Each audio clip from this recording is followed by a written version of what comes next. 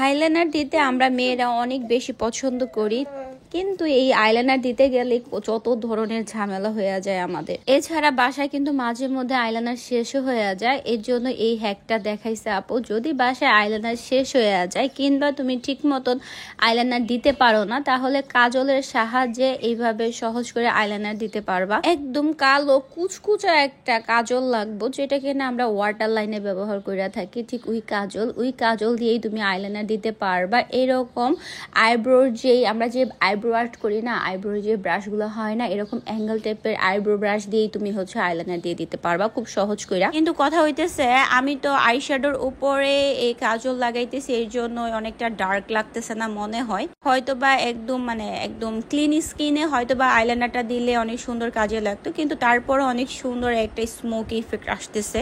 তো আমার কাছে ওভারঅল কিন্তু এই হ্যাকটা আসলেই ভালো লাগছে, তোমরা চাইলে এটা ট্রাই করে দেখতে পারো। তো আমার কাছে কিন্তু সত্যি এই হ্যাকটা অনেক বেশি ভালো লাগছে। আর হ্যাঁ, যারা কিনা বিগিনার তারা কিন্তু এই ব্রাশের সাহায্যে আইলাইনার দিলে অনেক সুন্দর রেজাল্ট পাবা। তো এটা ছিল আমার ফাইনাল লুক।